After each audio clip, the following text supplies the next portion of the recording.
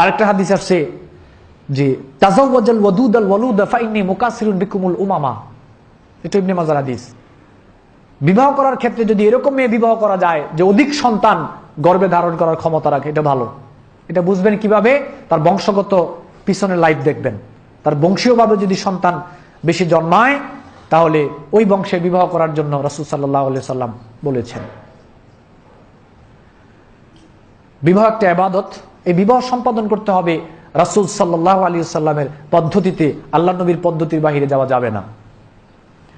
এখন আপনি বিবাহ করবেন, বিবাহের ক্ষেত্রে আপনি মেয়ে দেখবেন, মেয়ের যে কোয়ালিটি রয়েছে দিনদারি কোয়ালিটি দেখে আপনি বিবাহ করবেন। এখন আপনি মেয়েটা দেখতে যাবেন, মেয়ে দেখতে যাওয়ার সময় আপনি কাকে নিয়ে যাবেন? বর্তমান মুসলিম সমাজের সংস্কৃতি হলো একটা ছেলে তার বউ দেখতে যাবে, পাশাপাশি তার বন্ধুকে সাথে নিয়ে যায় বউ দেখার জন্য। বউ দেখবে, তার সাথে যায় বন্ধু।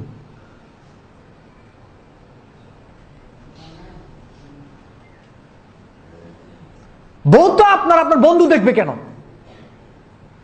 অথবা ছোট ভাই, প্রাপ্তবয়স্ক একটা ছোট ভাই রয়েছে, তাকে পাঠায় বউ দেখার জন্য, অথবা মেজু ভাইকে পাঠায় বউ দেখার জন্য। বিয়ে তো তুমি করবা মিয়া, তোমার ভাই দেখবে কেন? তোমার বন্ধু আর তোমার ভাই দেখলে সমস্যা আছে। সমস্যা হলো তিরমিজির হাদিস, লা ইয়াখলুয়ান্না রাজুলুন বিইমরাতিন ইল্লা কানা সালিসুমা শায়তান। তুমি মেয়ে দেখতে গিয়েছো, এটা তোমার জন্য হালাল, তুমি ভালো নিয়তে গিয়েছো, কিন্তু তোমার বন্ধু, তোমার ভাই, তারা তো সেখানে ভালো নিয়তে যায় নাই। আল্লাহ রাসূল বলছেন, একটা নারী এবং পুরুষ যদি একসাথে হয়, সেখানে তৃতীয় আরেকটা শক্তি অ্যাটম বোমার মতো কাজ করে, তার নাম শয়তান।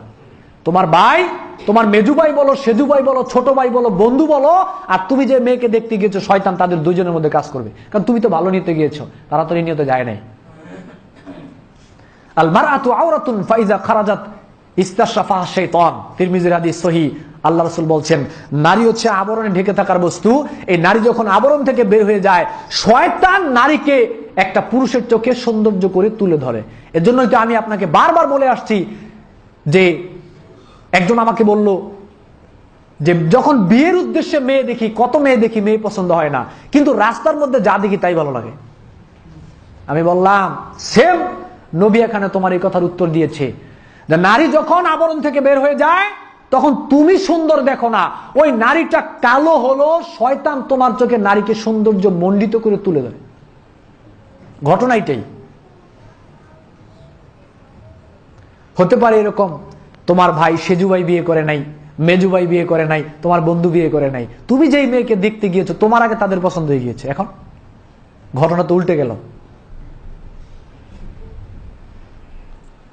লা ইয়াখতুবুর রাজুলু আলা খিতবাতি আখিহি। সমাজে আরো একটা ব্যাধি রয়েছে আমাদের সমাজে, ইবনে মাজার হাদিস সহিহ।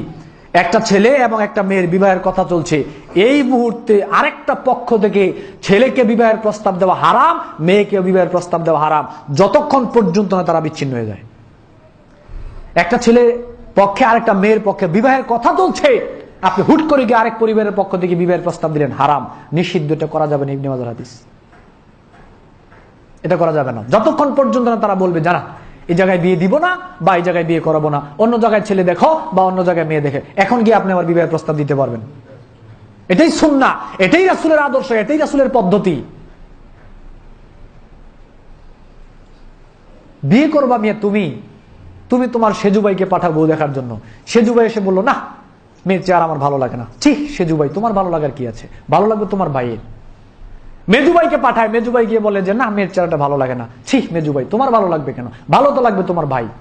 সর্বশেষ পাঠায় বাপকে, বাপ যে দেখে সে বলে না আমারও ভালো লাগে না। ঠিক বাপ, তোমার জন্য লজ্জা, তোমার মেয়ে ভালো লাগবে কেন? বিয়ে করবে তোমার ছেলে, বিয়ে করবে তোমার ছেলে, ছেলের যদি বউয়ের চেহারা পছন্দ হয় আর কারো পছন্দ লাগবে না, বাপ ভাই মিলে যা রয়েছে তারা মেয়ে পছন্দ করবে না, তারা বিবাহের বাস্তবায়ন ঘটাবে। এটা বাপের দায়িত্ব। মেয়ের চেহারা চয়েস করা বাপের দায়িত্ব না, মেয়ের চেহারা চয়েস করার দায়িত্ব ছেলের। বাকি কাজগুলো সম্পাদন করবে গার্জিয়ান, বাস্তবায়ন করবে বিবাহটাকে। এটাই সুন্নাহ, এটাই রাসূলের পদ্ধতি। আপনার ভালো লাগলে লাগুক আর না লাগুক, আপনার ভালো লাগতেও পারে, নাও লাগতে পারে, এটা নবীর আদর্শ। মেয়ের চেহারা চয়েস করবে ছেলে। ইবনে মাজার হাদিস, আল্লাহ নবী বলছেন, ইজা আলকাল্লাহু ফি কলবি ইমরিন খিতবাতা ইমরাতিন ফালা বা'সা আইয়ানজুরা ইলাইহা। কোন মেয়ের প্রতি যদি ছেলের ভালোবাসা আল্লাহ ঢেলে দেন যে মেয়েকে তার চয়েস হয়েছে, এই ছেলে এই মেয়েকে বিবাহের জন্য দেখতে পারবে, এতে কোনো দোষ নাই।